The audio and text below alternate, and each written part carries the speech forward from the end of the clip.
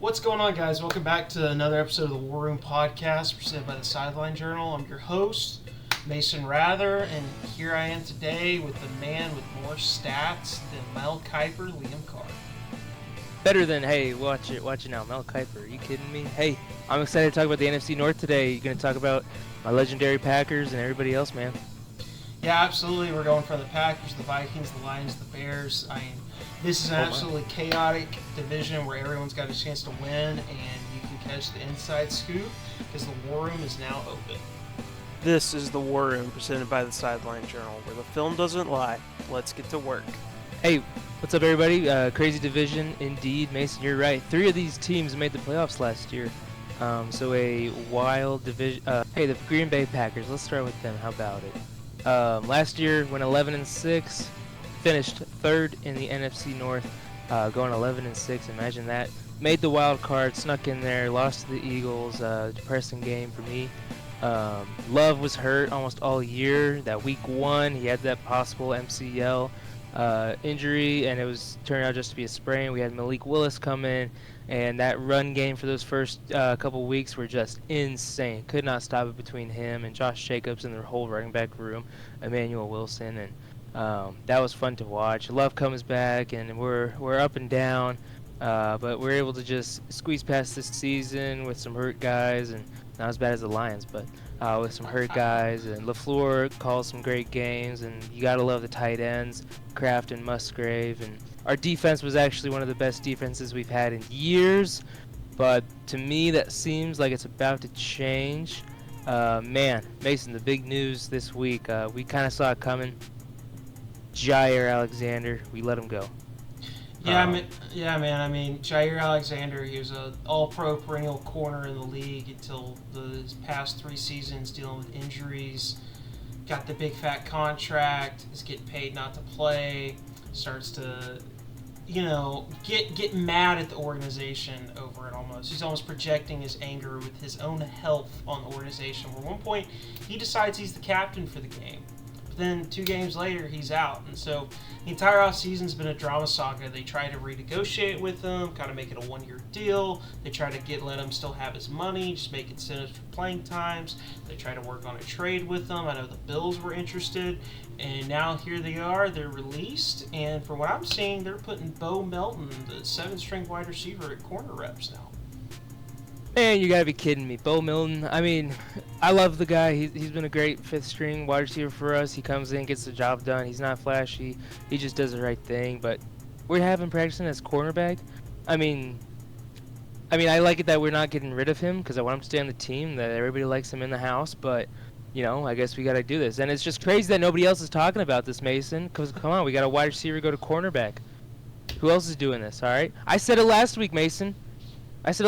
When how many other guys in the NFL can go from wide receiver to cornerback? I don't feel like this is too special with what we got going down in Jacksonville. Well, social media tells us only Travis Hunter's able to do it, and that's why he won the Heisman. So Bo Melton doesn't exist. We got Bo Milton. I mean, love Travis Hunter, and he is a better I hate to say it about my guy. He is a better athlete than Bo Milton, but I mean, it's just the fact that I don't ever see like other wide receivers and cornerbacks can probably flip-flop, all right? So this is where snaps shouldn't count as high as we think. It should be production, all right? That's just all I got to say about it. Hey, I wanted to go back to Jaire real quick because I just did some research on him. He's missed 38 games in his career, which is roughly, it's right at it, 1/3 of his games in Green Bay he missed. 1/3, all right? He is elite now. He is elite. I mean, he locked up JJ, one of the best wide receivers in the country and for a long time. Him and Jamar are competing, but Jay Jettis, he locked him up.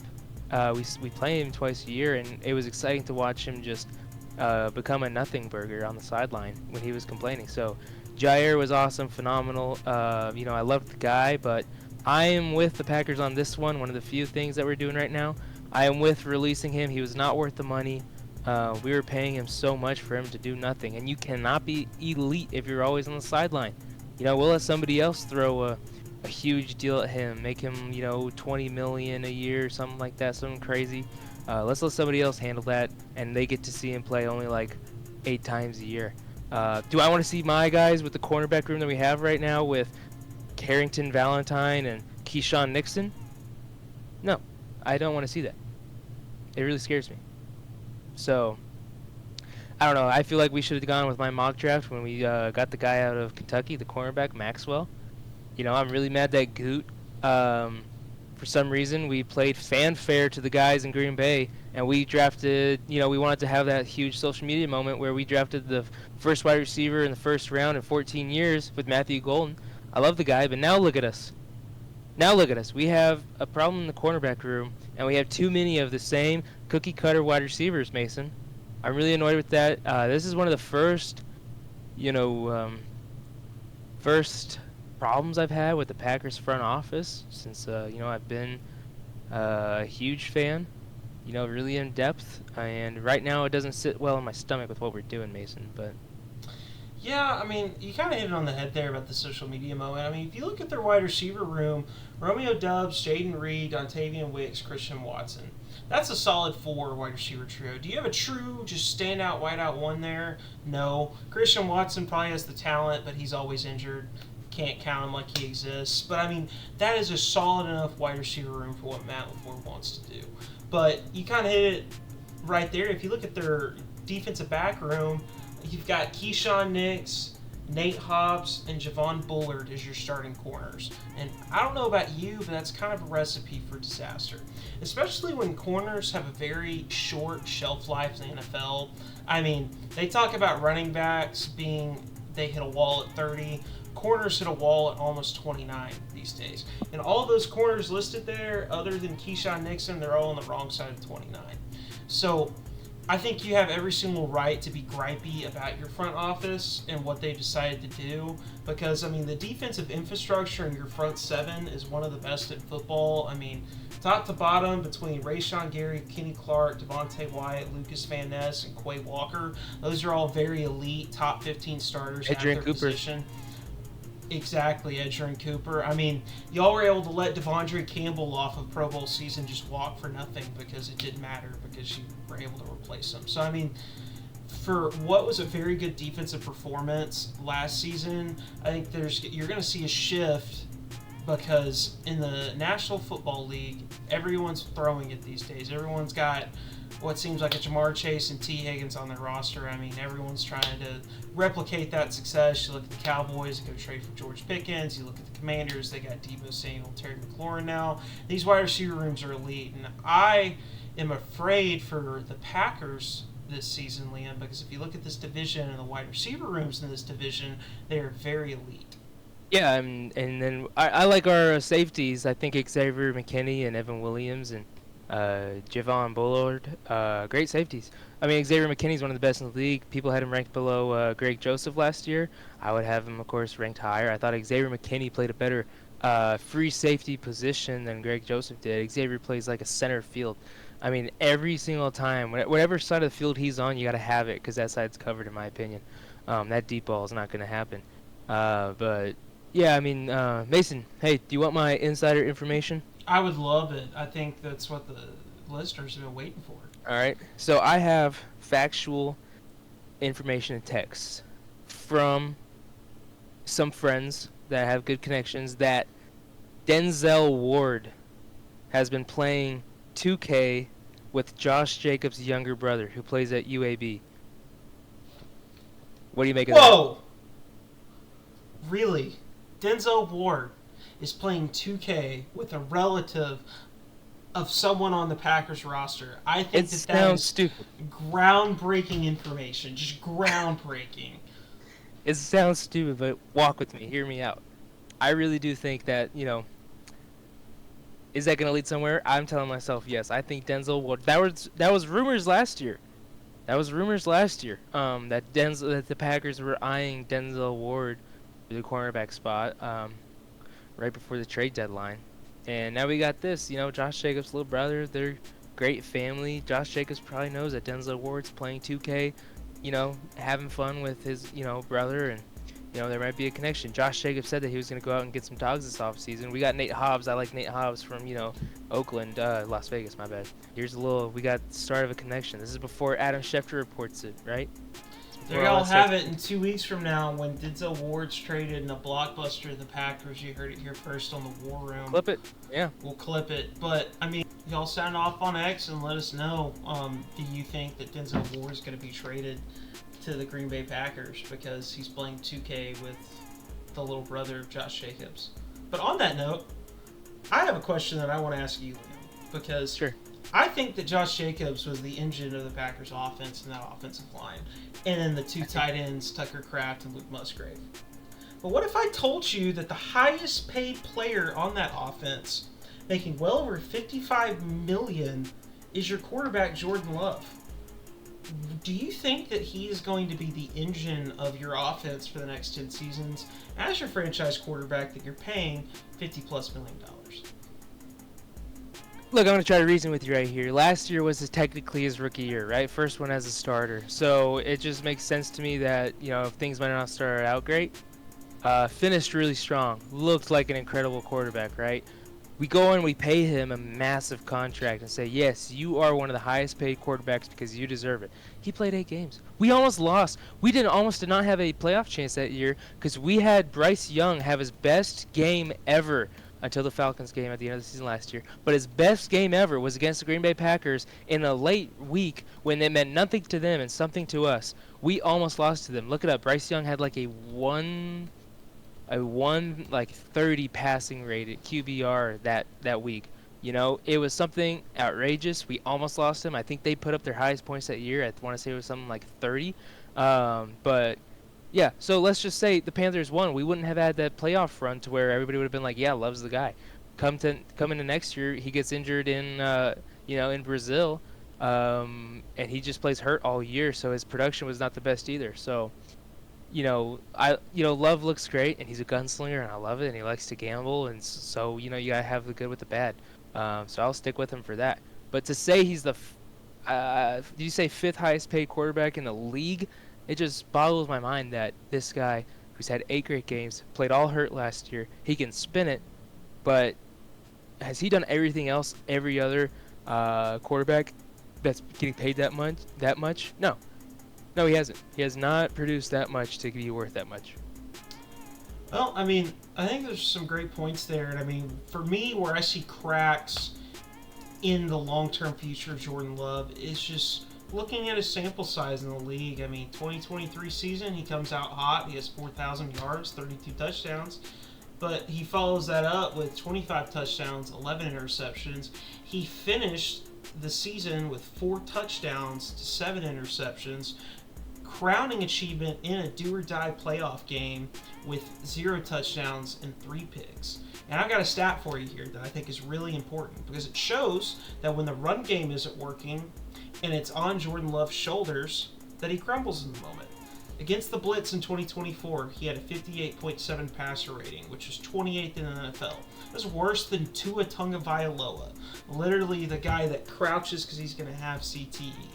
So, I mean, I say that to say, I think you can win with Jordan Love if he's on a Brock Purdy type of contract. You pay him $51 million, where he's going to be the 10th, 12th, 13th highest paid quarterback. When he's your 5th highest paid quarterback, and quickly after this season, you're going to have to start paying your offensive line, you're going to have to be paying your tight ends, you're not going to have all these young wideouts on their rookie contracts. I see a lot of problems developing in the future, and it makes me wonder what the future looks like for Jordan Love.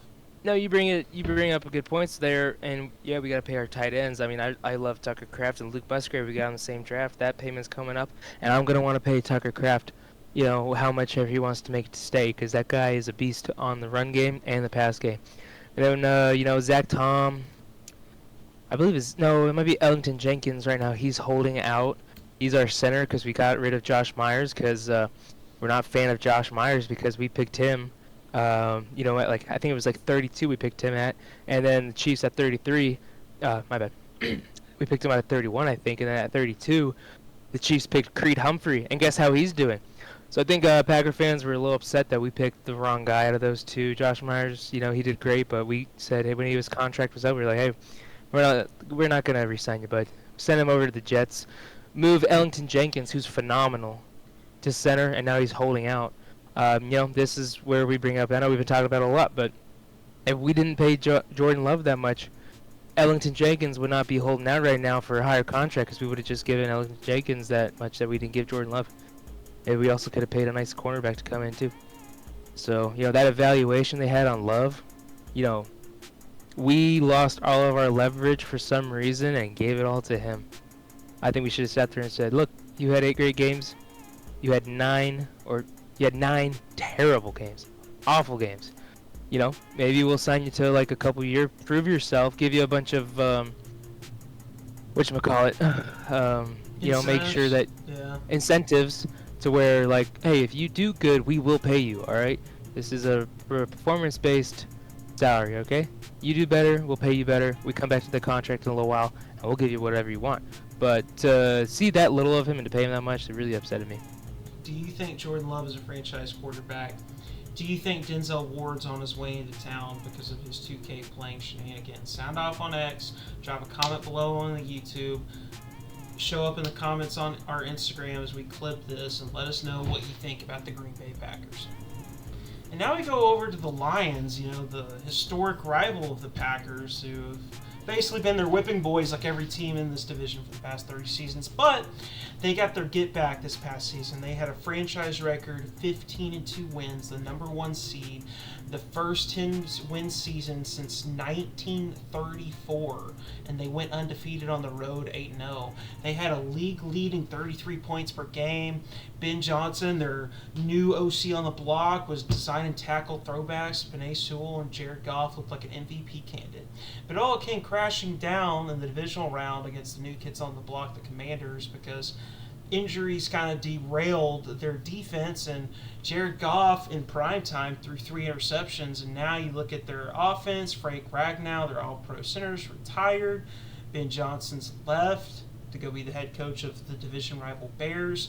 And now Dan Campbell's had to replace the coordinator on the offensive side of the ball. And so the question is, Liam, based off of that 2024 disappointment and a less talented roster, do you see regression ahead for the Lions?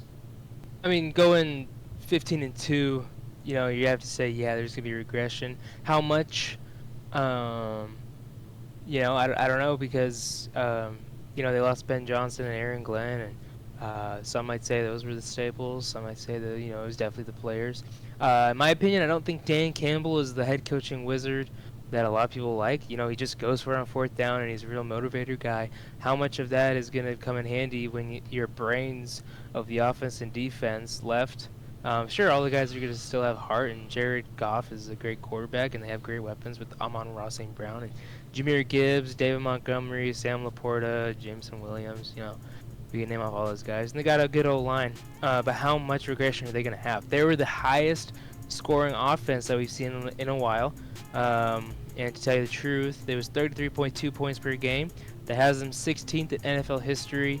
3 of those teams were pre-1950, so you can bump them up 3 more spots if you want to take those out. Put them at 13. That was the 13th best offensive season we've seen ever. So yeah, that's just a little wild. And at points scored, they ranked 4th ever. They scored the 4th most points in NFL history, last year. So how much of that was Ben Johnson? How much of that was Jared Goof? We don't know. That defense was surely something to see. They have a great next man up mentality. 15-2, not going to happen again. Some would say that our schedule is maybe a little bit tougher than last year. I would agree with that. I think the Packers got better. The Bears got better. We always hear that. We'll talk about that later. I'm looking at the Lions. They're going to lose a couple more games. Let's put them at like a 13 win. That's what I'm looking at. So, yeah, regression. Not a whole lot, but a little bit.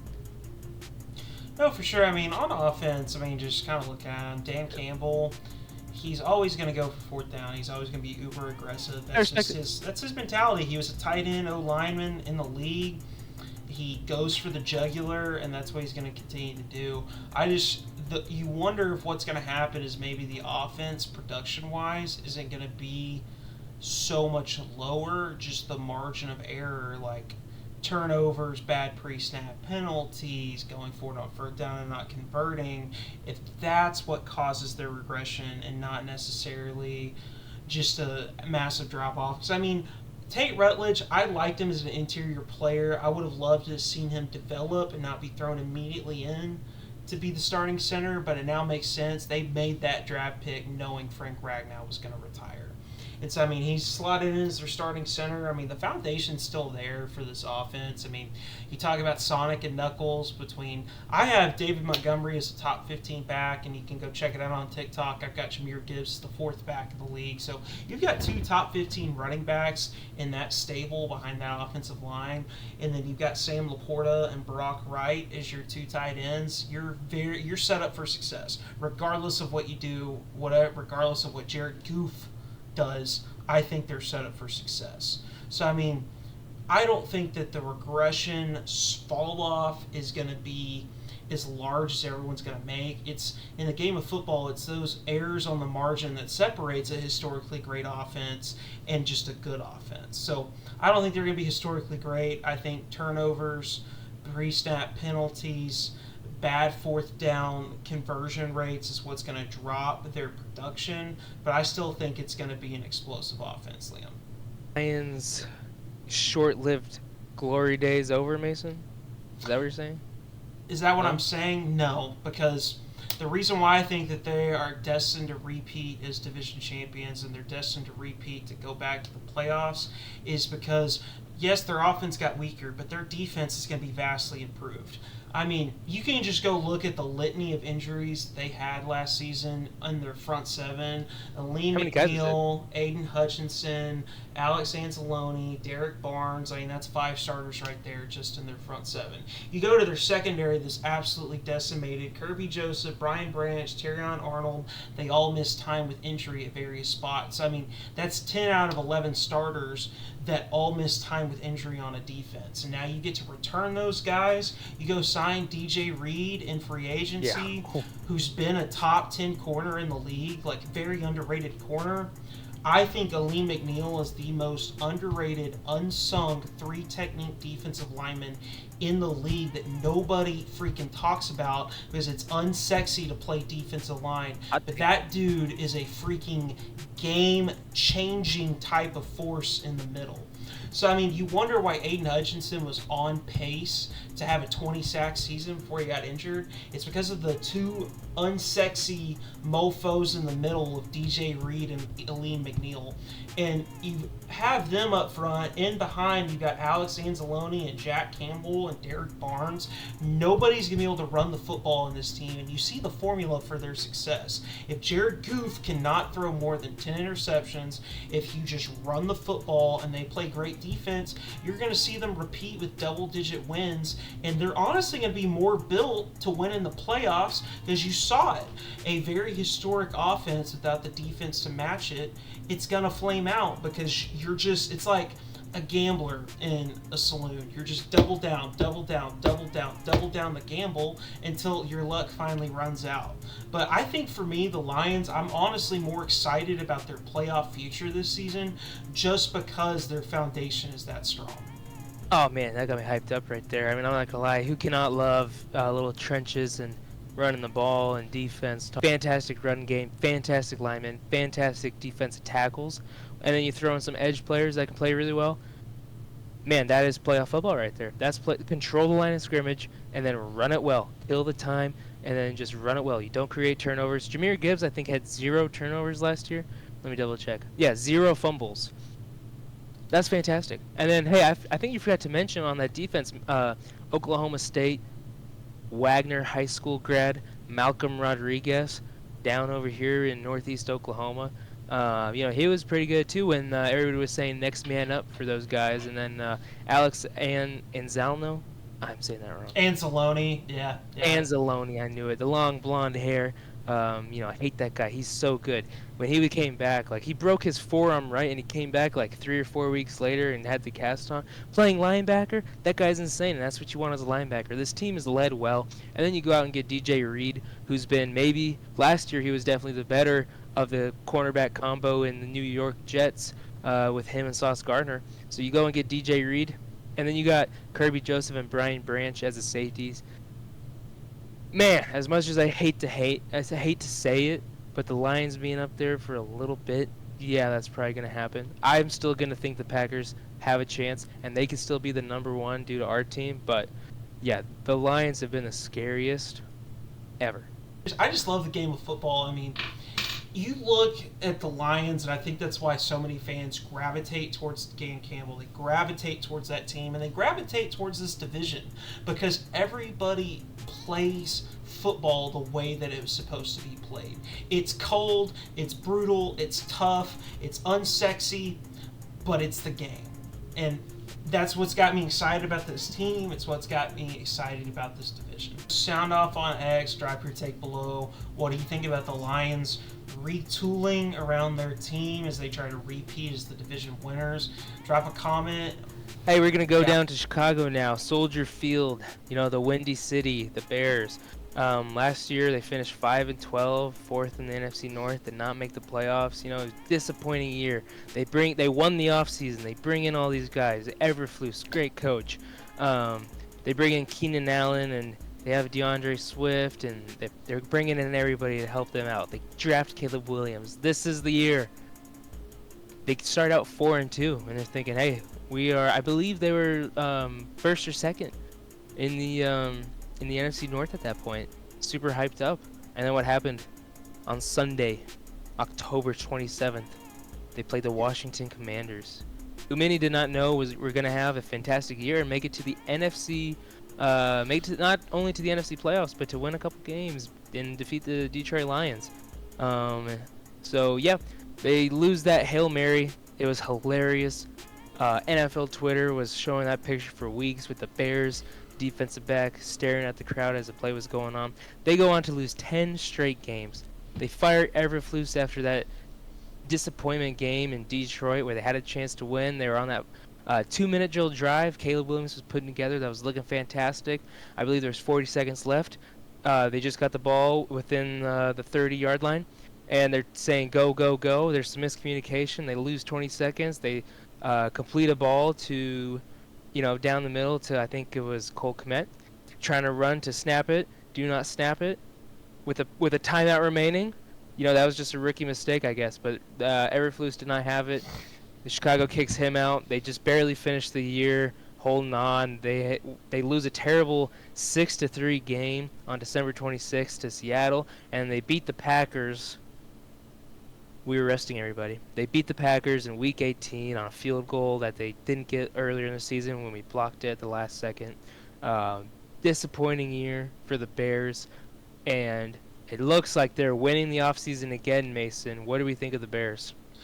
Man, so they won the offseason last season from a personnel perspective, but they lost it before the season began by retaining their staff.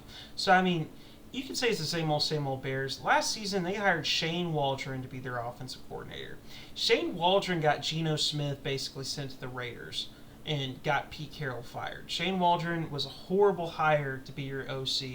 And I think Caleb Williams suffered from basically what Trevor Lawrence suffered with Urban Meyer, not having a proper coaching staff around him last season. I mean, this season, I think that Ryan Poles did everything that he could to answer the question of if Caleb Williams could be a franchise quarterback. He probably made the best hire that you could with Ben Johnson to come be the head coach for your football team. They, in the draft, surround him with Luther Burden, Colson Loveland. They take Karen Amajide. I'm butchering that last name. You can go look it up. It's like Amagadaje, but I had him ranked as a 4th-round offensive tackle prospect. They were able to get in the late 5th round, and he's a 6'6", 330-pound project tackle, but he's going to slot in to provide some competition in the room. You go out in the trade market, and you get the all-pro guard Joe Thuney. You sign Drew Dahlman, a starting center in free agency. You also trade for Jonah Jackson, a starting guard for the Rams, because you're maximizing Caleb Williams' rookie contract, by being able to trade for these high-priced linemen.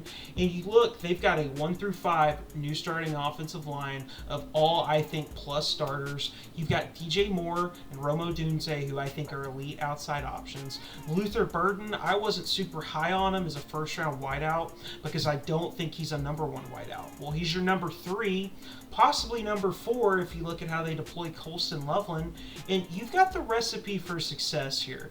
So, I mean, I hate to say that, oh, well, they won the offseason last season on a 5-12 season. I'm saying they won it again.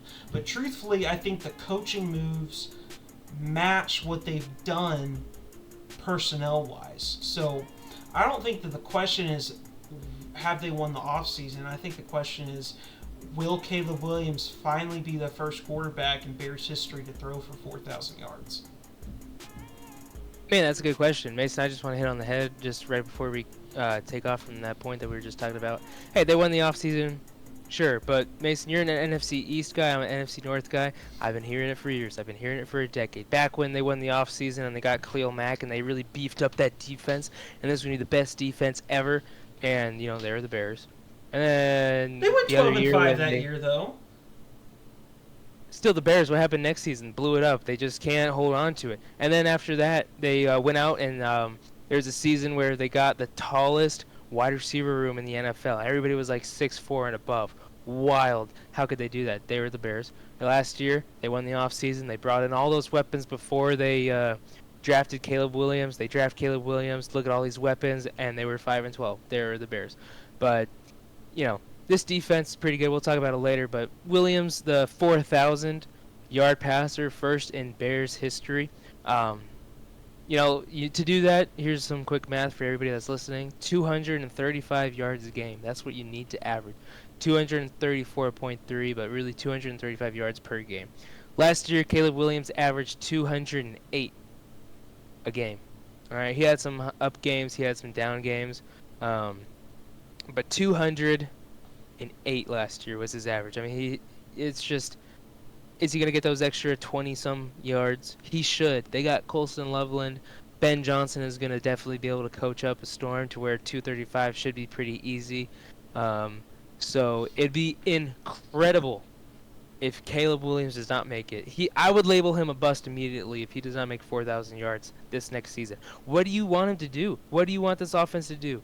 You just can't. You are cursed if you cannot get Caleb Williams to have 4,000 yards next year. It'd just be incredible. Yeah, that's not a hot take at all. I think you're absolutely right. If he can't hit that number, he definitely throw a bust out there for sure. Yeah, I mean, like, let's look back at some of the past, rookie seasons. Like the first picked quarterback in the past 10 seasons. All right, I did some stat tracking, and just across the board, Caleb Williams ranks pretty much last or ninth place in every stat: passing yard, touchdown. If you want to go interceptions and flip it, he would have ranked first.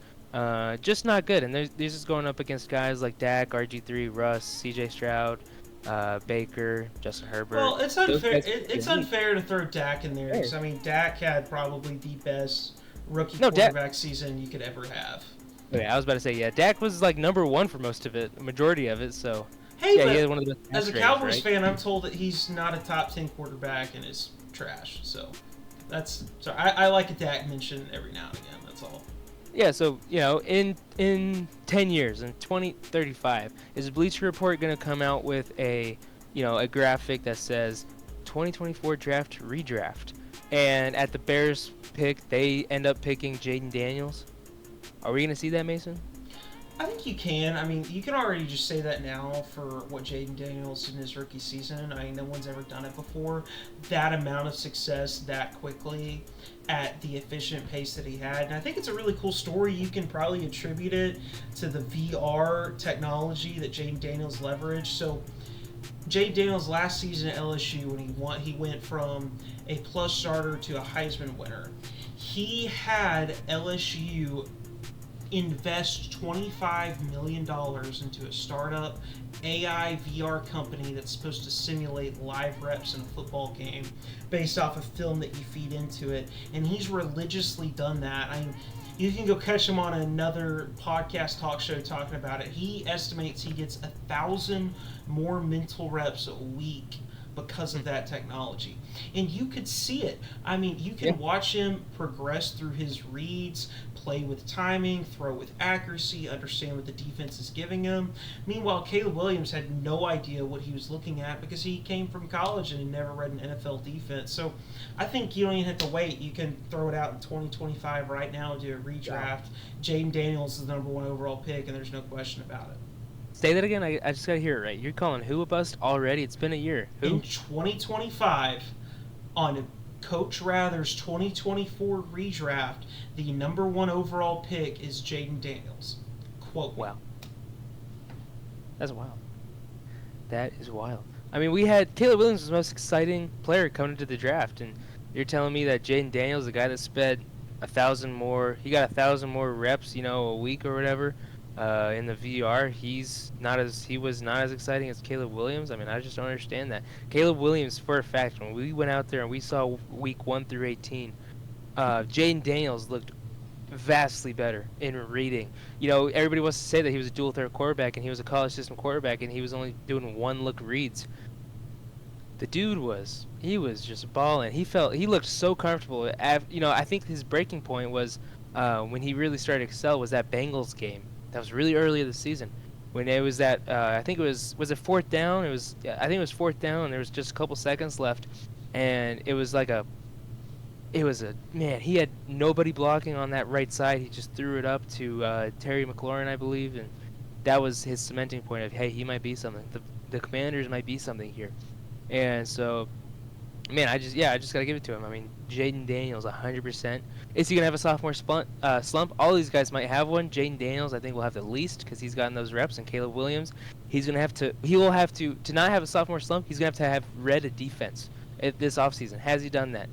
We'll see week 1. Well, Caleb Williams can't have a sophomore slump because he never did anything in his rookie season. It's going to be, can he even be a starting quarterback in the NFL? That's hilarious.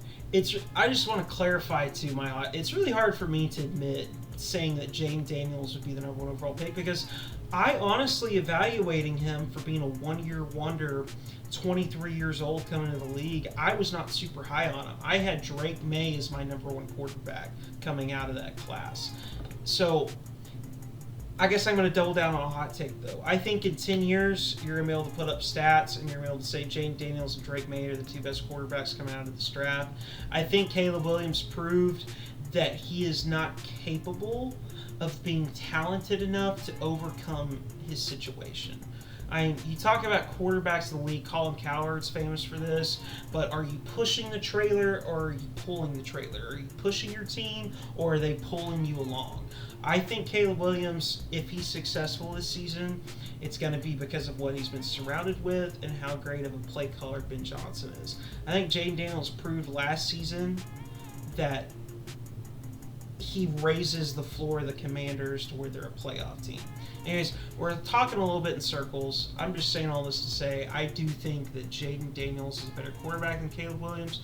That shouldn't put a damper on the Chicago Bears' upcoming season because, Liam, I'm looking at this defense and I'm seeing a lot of talent here.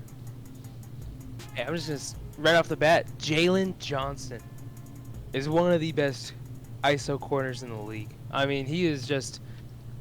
It was impossible to throw against him last year. I'm sure every team felt that way going against the Bears. Jalen Johnson was a phenomenal cornerback. It sucks that his room around him stunk.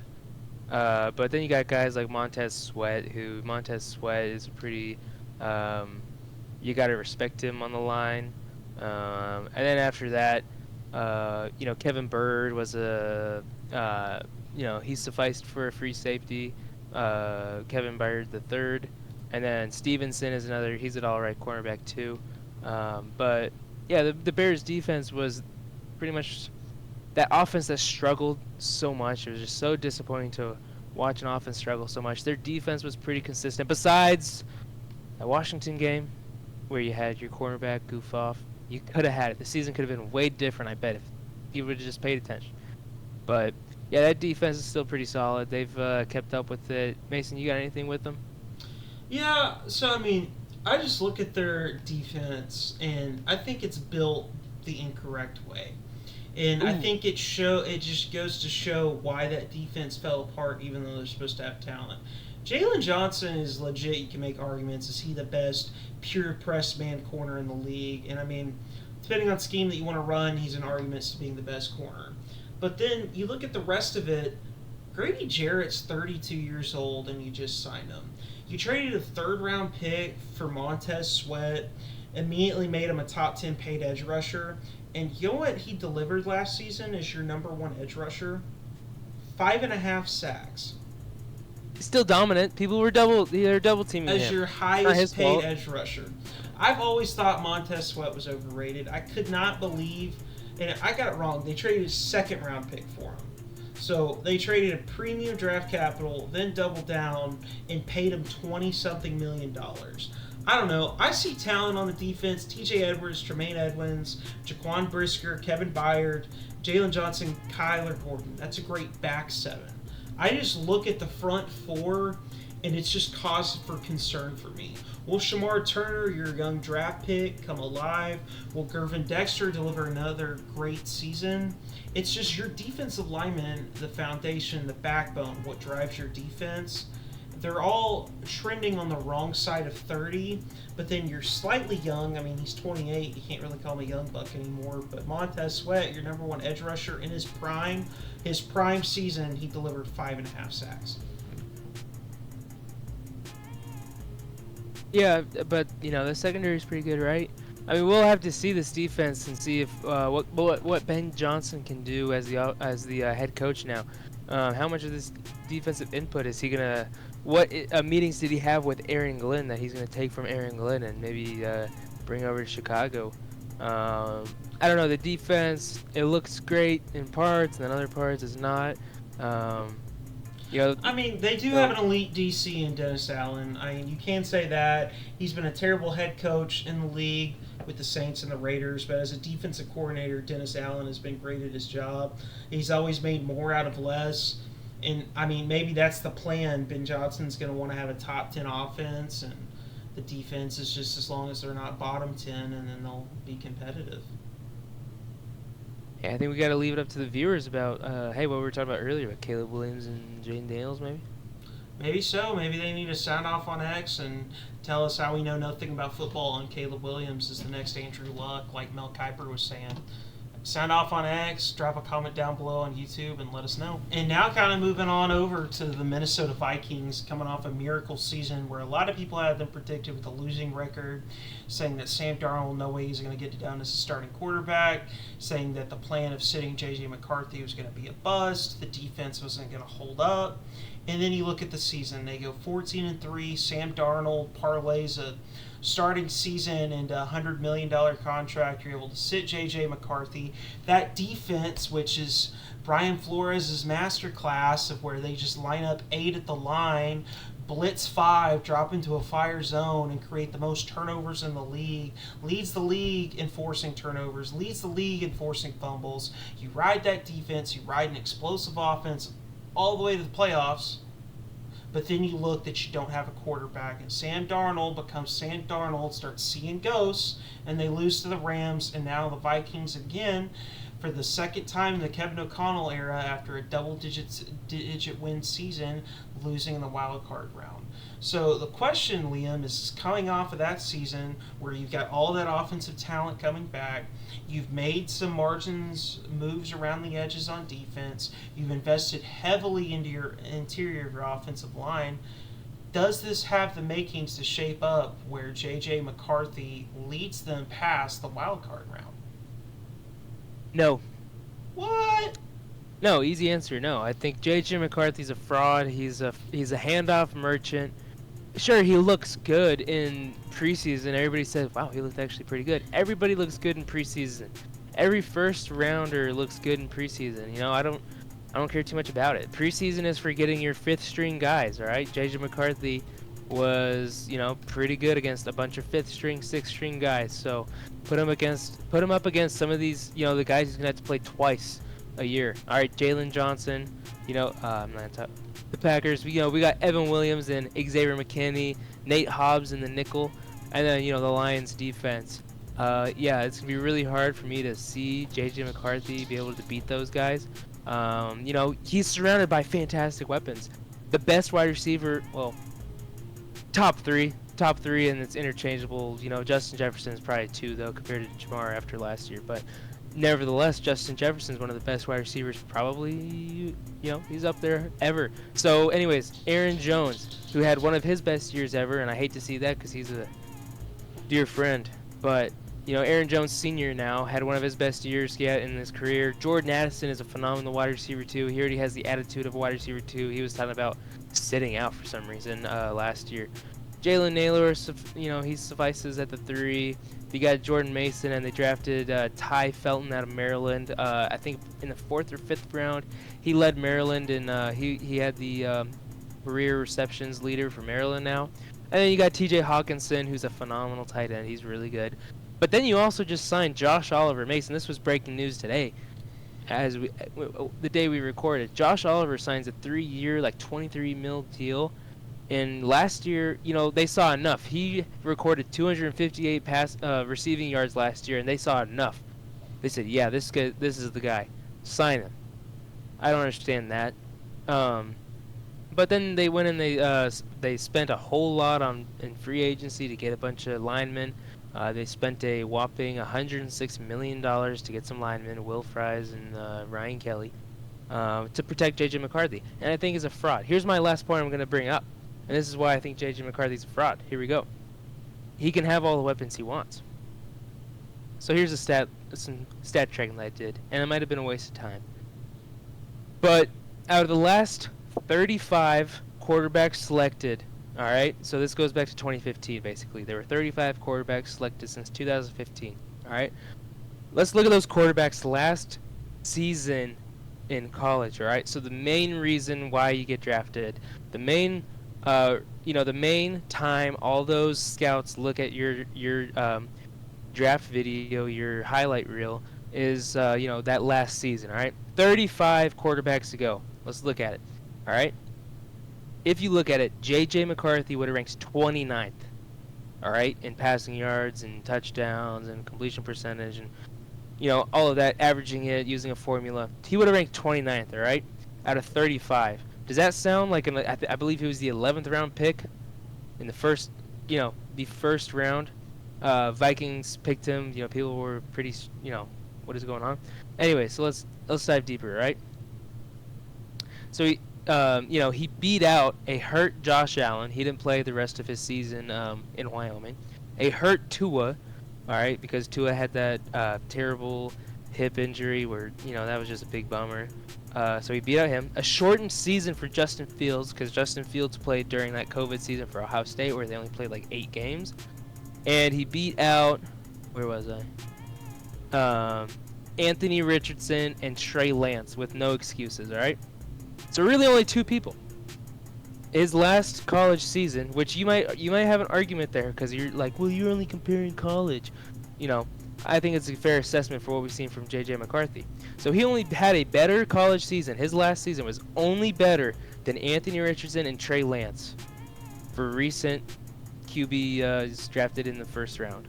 All right, so that's not very good, in my opinion. So here's guys that he didn't beat out that had a better, college life. Paxton Lynch out of Memphis, Josh Rosen, Zach Wilson, and Kenny Pickett. Those guys had a better last college season. They're from different conferences, and you could be saying an argument here, but to me, he was just a handoff merchant. That Michigan team was so good around him, just like this Vikings team. He will have, the Vikings might succeed. They might go make the playoffs again. They might have a double-digit win season. But to say that JJ McCarthy is going to be the guy, no, I don't think so. I think next year we're going to be talking about, is JJ McCarthy really the guy? And in 2 years, the Vikings are going to be drafting the replacement for JJ McCarthy. That's what I really think. I think you made some bold claims there, Liam, about JJ rooted in data, rooted in analytics, rooted in stats, rooted in, the stuff that you can see off the field on the page when you look at the numbers.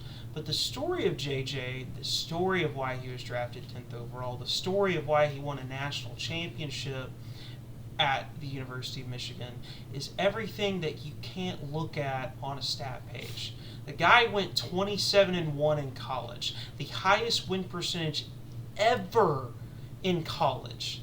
And how much of that was How much of it was him? I don't That know. was He's the only quarterback to ever do it for Michigan in the 21st century. This guy has Jim Harbaugh, a legendary head coach, flat out saying that if Justin Herbert, a top 5 quarterback in the league, wasn't his quarterback, he would have traded everything for this guy. JJ, what makes him elite, what makes him a franchise quarterback is the way that he commands the room and he commands the troops. JJ has shown throughout his career what he's capable of doing as far as leading a team. Yeah, you allude to it. He was in a college system that handed the football off 713 times to run a football. He only had 500 career attempts throwing the football. But on those attempts, he completed 71% of his throws and threw 49 touchdowns, giving him a 4-to-1 touchdown to interception ratio, which in all of your stat checking, if you want to throw that stat out there, was top 10 in quarterback seasons of the past 10 seasons. And I just look at the infrastructure that he's in. Kevin O'Connell has been able to sit and mold this guy that everyone says is a coach's guy, coach's fit, a guy that you want to build your team around, and he's able to mold him how he wants to for an entire year. Get him immersed in the playbook, get him to learn the city, learn what they want to do on offense. They've surrounded him with all the talent in the world. And I look at the next 3 seasons, the sky is the limit for JJ. He has all the physical tools that you want. He throws with accuracy. He plays with poise. He throws on time. He plays within the structure of an offense. And he's shown in the national championship game on his playoff run that he's capable of making those signature decisions that make or break a quarterback by not turning the football over, by extending plays, and by leading his team to victory. I got some stuff. He didn't turn over the ball because he wasn't throwing it that much. So, like, don't look at that. That's kind of cherry-picking stats. Whenever I look at stats, I look at 2 things, all right? So, these stats that I just mentioned, I'm just trying to show you. I'm just trying to paint a picture, right? There's always, you got to look at why. Why does it say that, all right? So, he doesn't turn the ball over is because Michigan, they just handed off that playoff run. I went back and I watched that playoff run because I wanted to see what stands out in JJ McCarthy's game. Gonna be honest. Nothing really stands out. Sure, he's a good passer. Sure, he has good pocket awareness. Sure, he has good arm power and arm talent, and he's a little mobile. Nothing stands out though. Come on, I mean, let's look at the most recent quarterbacks, okay? Like Jayden Daniels you could tell, dual threat. Caleb Williams, excitement, playmaker, kind of like Cam Ward. All right, Shador, people talk about his completion percentage, and so is Bo Nix. But in my opinion, they're always throwing checkdowns. All right, I'm not the biggest fan of those picks, but whatever. Anthony Richardson, people were saying we're the next Cam Newton. Who else was recent?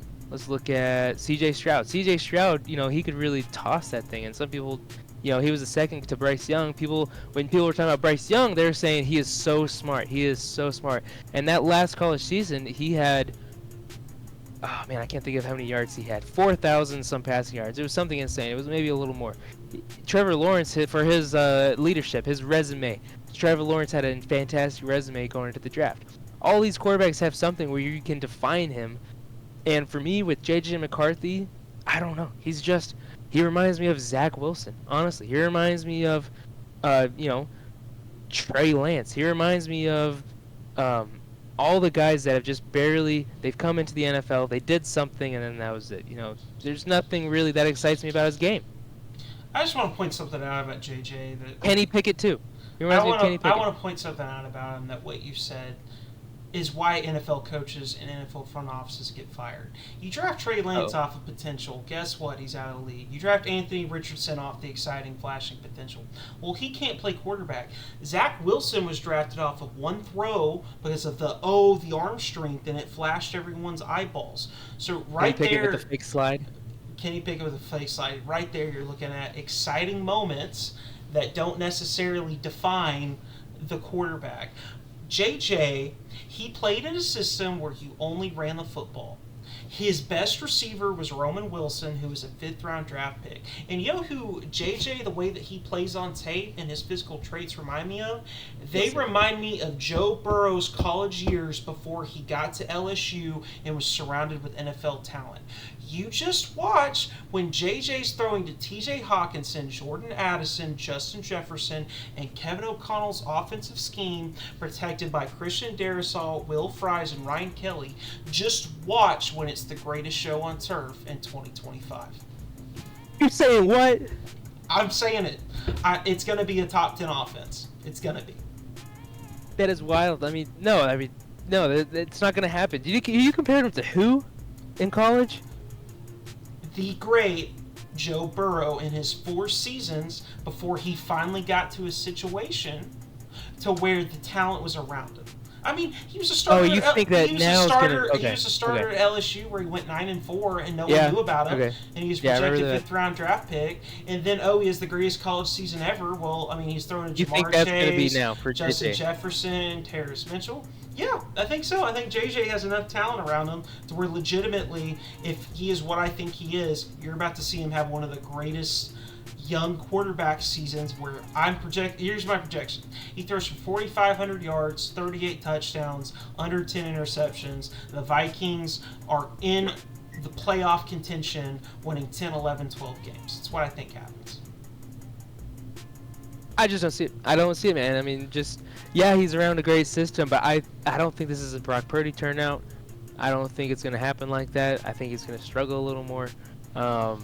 I might just be hating on the Vikings as a Packer fan, but just talent-wise, I mean, if he would have been anywhere, I would have said, I don't believe in this guy. They're just going to be drafting another guy in a couple of years, and they're going to say, well, JJ, he's going to be a lifetime backup to everybody. He's going to become a Joshua Dobbs in a little bit. Just give him time. Don't worry about it. That's how I feel, Mason. Well, y'all heard it from the Packers fan, Warroom analyst, stat wizard Liam. He doesn't believe in JJ. You've heard it from a football coach who every football coach believes in him.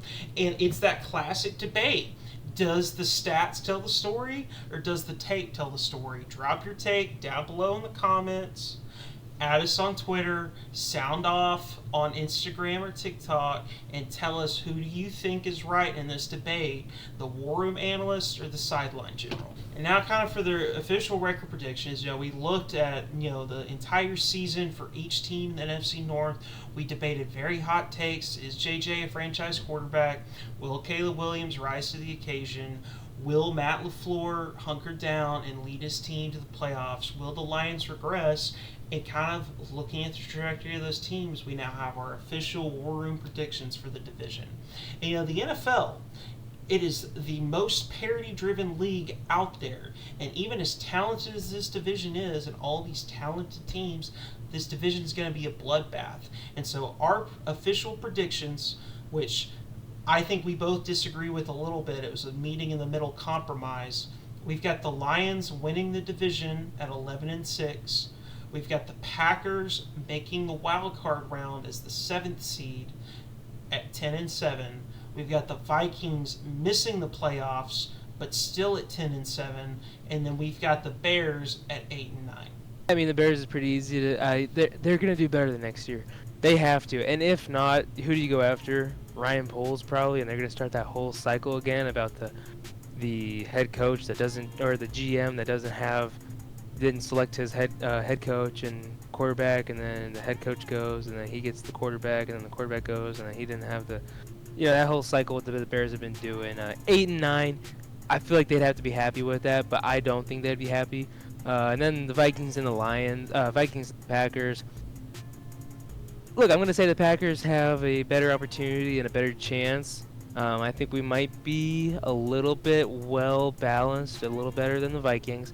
They blitz so much, but we beefed up our offensive line by getting Aaron Banks. And then I'm just gonna pull up our depth chart real quick because I'm pretty sure I forget his name. Anthony Belton. He was a guy from NC State. He was the biggest guy in the draft. I was watching the CBS, the college guys talk about the draft, and when I was watching that, I think it was Kirk Herbstreit brought up that he had the slowest 40 time slowest 40 time. All right, so he's a left tackle. Nick Saban said, well, when the guy is, across from you is 6 inches, you don't have to worry about any 40 time. Just go and hit him. So I'm excited to have that guy in our tackle spot. So the Vikings aren't going to be good, right? Because Brian Flores' defense last year was phenomenal. And then, to have also the Lions in that division with that defense and that offense. I hate to say it, the Lions winning the division.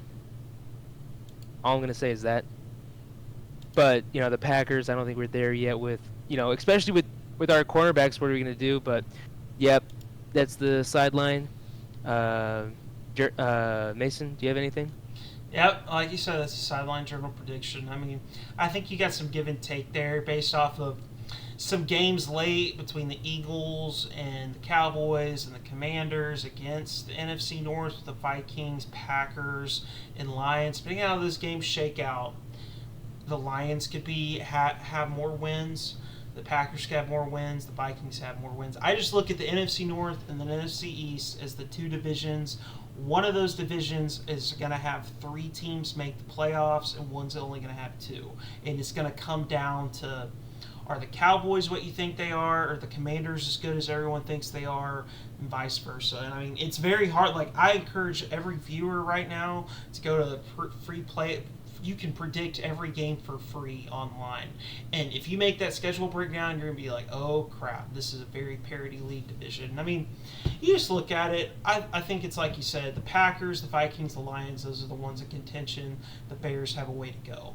And I think they're all led by great head coaches. I don't think any head coach in this division is on a hot seat. The only way I could see it happen is if the Packers somehow miss the playoffs, then maybe you can tell me cheesehead if you'd call for Matt LaFleur's job. But I don't think there's a hot seat here. I think that the division is going to be one of the most exciting competitive ones, and it's been a great time talking about some historic football in the NFC North. And so there y'all have it. That wraps up the NFC North. It's been exciting moving over to the NFC East. I think me and Liam have both wanted to talk about this because our teams are in it. We're more knowledgeable about it. And now we get to transition over to the NFC East. As a lifelong Cowboys fan, I'm so excited to talk about it. The defending Super Bowl champs of the Eagles, you've got historic division rivalries, looking at what's going on with the quarterback battle between Russell Wilson and Jackson Dart, and teasing a new addition to the War Room, Liam, the franchise watchdog. Yeah, this is something me and Mason have been working on for a while now. We've been pondering on it, thinking about it. How do we want to do it right? Yeah, the franchise watchdog. So we're looking for guys out there, die-hard fans of your team. It does not matter whatever. We want to, sit and chat with you sometimes during the off-season and especially in season when we have an incredible game that we need your input on.